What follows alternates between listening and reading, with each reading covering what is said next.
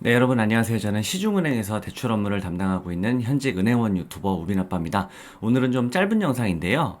구독자분들도 그렇고 은행 창구에서도 고객님들이 많이 물어보시는 내용인데, 안 그래도 최근에 한번 다뤄야지 했다가 이제서야 영상을 찍게 되었습니다. 요즘에 오히려 코로나 때보다 자영업자 소상공인 분들 신규 대출이 많이 어려워진 것 같다라는 현장의 말씀이 있는데, 제가 생각하는 그 이유를 한번 말씀드려 보겠습니다.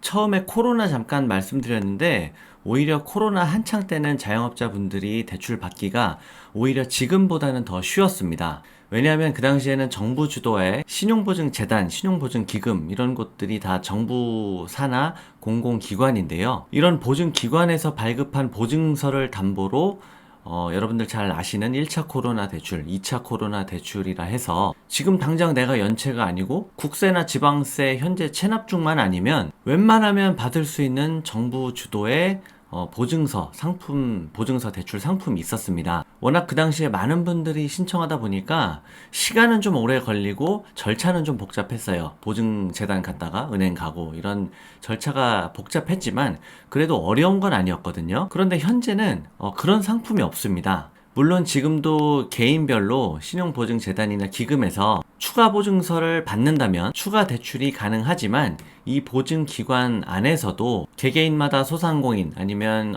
중소법인의 보증 한도라는 것이 있기 때문에 코로나 기간 동안 소상공인 분들 사실 대출 거의 다 받았거든요. 진짜 지금 돌이켜 생각해보면 정말 말도 안 되는 영업시간 제한 뭐 이런 것들 다 우리 국민들이 소상공인 분들이 너무 착했잖아요. 다 이거 지켜가면서 죽자 사자 한 3년간 버텨오면서 그동안 대출을 몇 번 받으신 분들은 현재로서는 추가 보증 한도가 안 나오는 분들이 거의 대부분입니다. 그래서 현재 소상공인 여러분들께서 추가 대출이 요즘엔 더 어렵다라고 느끼시는 이유 중에 하나가 기존 대출 보유 여부 상관없이 추가 대출이 가능한 정부 주도의 보증서 상품이 현재는 없기 때문이다. 이게 가장 큰 이유라고 볼 수 있을 것 같습니다.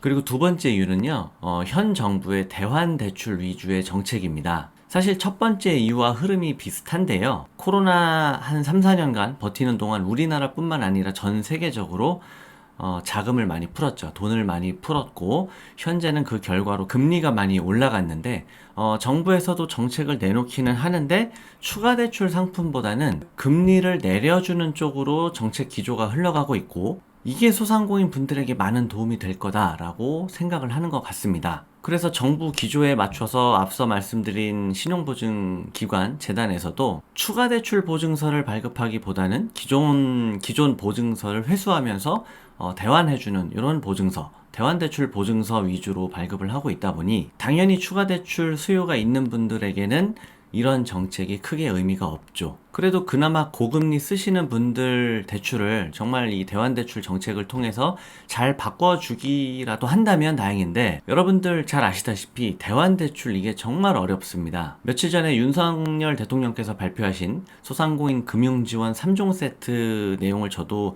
여러분들처럼 봤는데요.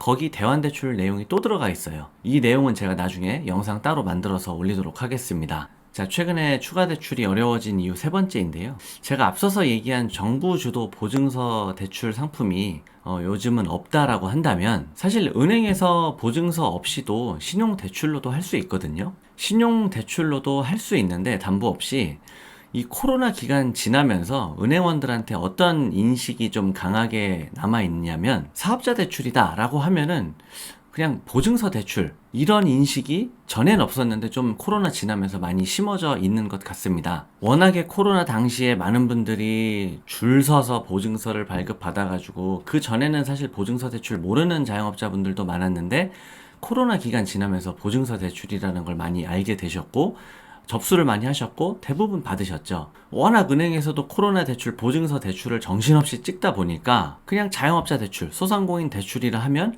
보증서 대출 이렇게 못이 박혔어요. 그러다 보니 종전에 소득금액 증명원 신고도 여유있게 하시고 신용 괜찮고 매출 잘 나오고 꾸준하고 코로나 대출 받은 것도 사실 분할 대출이기 때문에 계속 상환 들어갔으면 대출 잔액도 많이 줄어들었음에도 불구하고 주거래 은행에다가 대출을 신청하면 예전 같으면 신용대출로도 심사가 가능한 분들인데 요즘엔 그냥 은행에서 보증서 가져와라 이렇게 좀 된 것 같습니다. 그래서 항상 은행대출 문턱이 높다 자영업자분들이 이렇게 얘기하시는 부분들이 바로 이런 이유가 아닐까. 저희 여신 담당 은행원들도 이런 걸 한번 자성하고 한번 고민해 봐야 되지 않을까 이런 생각이 듭니다. 자, 오늘 내용은 여기까지인데요. 좀 내용이 짧죠? 여기까지 보시고 그래서 대출 안 되는데 뭐 어쩌라고, 그래서 어떻게 해야 잘 되는데 이렇게 반문하실 분들도 계실 것 같은데요. 이제 오늘 영상은 이제 우리 구독자분들이나 소상공인 분들께 공감 가라고 드린 부분도 있지만, 사실 제 영상을 의외로 신용보증기관이나 그 정부 유관기관 정책 담당하시는 분들 아니면 같은 은행원들 생각보다 많이 보시더라고요.